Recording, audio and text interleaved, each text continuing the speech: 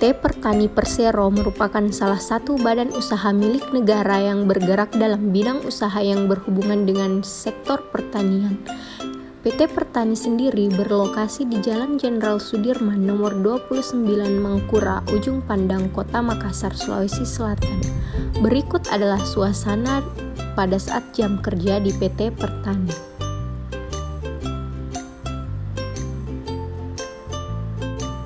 Nah, berikut merupakan sosialisasi penginputan BAST online yang dipimpin oleh Bapak Kepala Wilayah PT Pertani.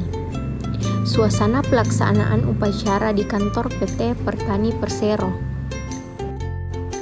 Berikut adalah wawancara dengan salah satu pegawai PT Pertani mengenai pemasaran produk yang bekerja sama dengan beberapa gerai makanan dan hotel seperti McDonald's, Burger King, Richeese Factory, Hotel Horizon, dan lain-lain.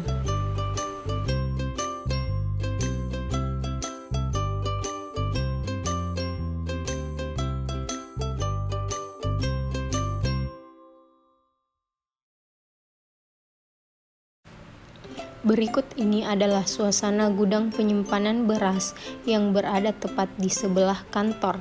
Produksi dari beras ini sendiri dilakukan di unit-unit Pertani yang ada di daerah dan bukan diproduksi di PT Pertani Wilayah 4 Kota Makassar dan hanya di-drop di tempat ini.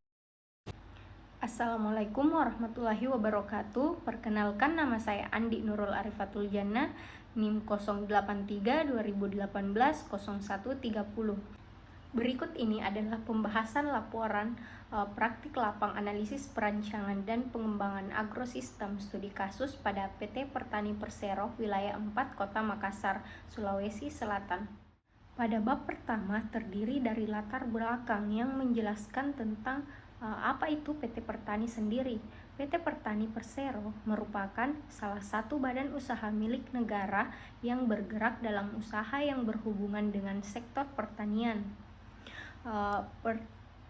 Pendirian perusahaan dimulai dengan terbitnya Undang-Undang Darurat Nomor 1 Tahun 1959 tanggal 1 Januari 1959 yang membentuk Badan Perusahaan Produksi Bahan Makanan dan Pembukaan Tanah, disingkat BMPT.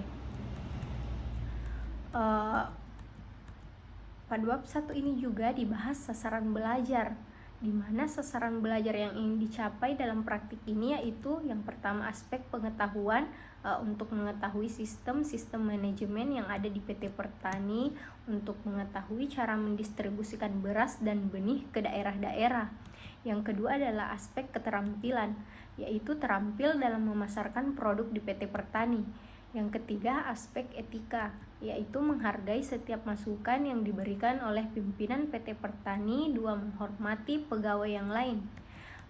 Yang ketiga yang dibahas itu pada bab 1 adalah kegunaan praktik lapang ini sendiri, yaitu bagi mitra pelajar dapat dijadikan referensi sebagai bahan masukan yang akan bermanfaat bagi PT Pertani Persero dalam menentukan perkembangan perusahaan dan juga sebagai acuan untuk menentukan kebijakan strategi pemasaran bagi mahasiswa. Praktik lapang ini diharapkan dapat bermanfaat sebagai bahan refleksi bagi kalangan mahasiswa tentang strategi pemasaran produk beras PT Pertani Persero. Pada bab kedua yang dibahas adalah tinjauan pustaka, yaitu sejarah PT Pertani. Pada bab ketiga yang dibahas adalah metode praktik kerja lapang. Dalam melakukan pemilihan agrosistem kasus dilakukan secara purposif.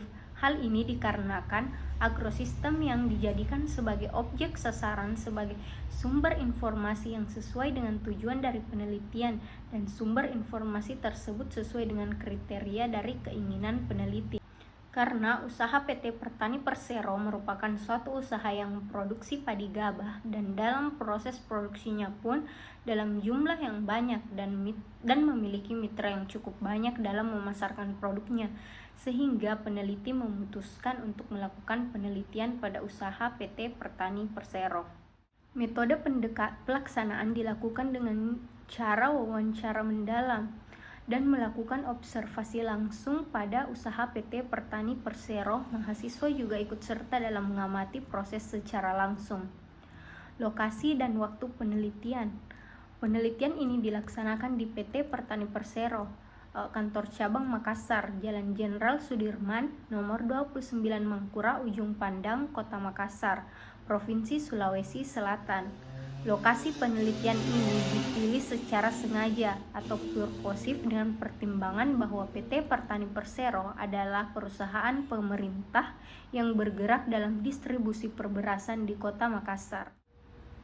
Berikut adalah tabel sumber daya lahan dan bangunan pada PT Pertani wilayah Sulawesi Selatan. Dapat kita lihat nilai dari lahannya, bangunan yang terdiri kantor, gudang, dan parkiran. Dengan total nilainya yaitu 1.750 juta rupiah. Berikut ini adalah tabel umur teknis dan nilai penyusutan alat di kantor PT Pertani Persero. Jenisnya adalah timbangan, print, kursi, meja, AC, dan rak susun. Berikut adalah bagan sumber daya manusia yang diamati pada praktik kerja lapang PKL dan dapat dilihat seperti yang ada di gambar berikut. Ini adalah tabel dari sumber daya finansial PT Pertani Persero. Ada aktiva dan pasiva.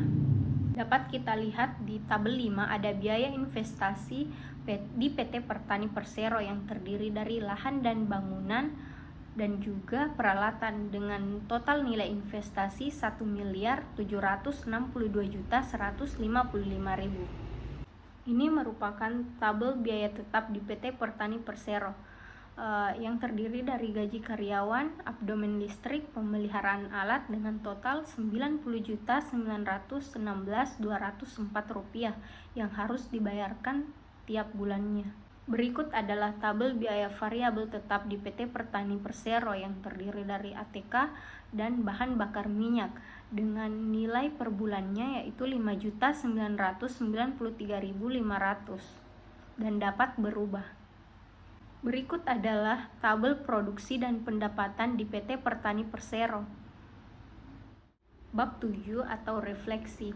Dalam aspek pengetahuan dari hasil pembelajaran dan menganalisis pemasaran padi atau gabah di PT Pertani Persero cabang Makassar, kami mahasiswa mendapat banyak pembelajaran baru dalam memulai usaha dan mengembangkan usaha. Pelajaran yang didapat dari usaha ini adalah jika ingin memulai suatu usaha harus dengan niat yang kuat serta konsisten, barulah yang lain-lain seperti modal. Yang kedua adalah memperluas cakupan pasar dan membangun mitra bisnis sangat penting agar usaha dapat mengalami peningkatan. Terima kasih sudah menonton video ini. Jangan lupa like, komen, dan share video ini. Assalamualaikum warahmatullahi wabarakatuh.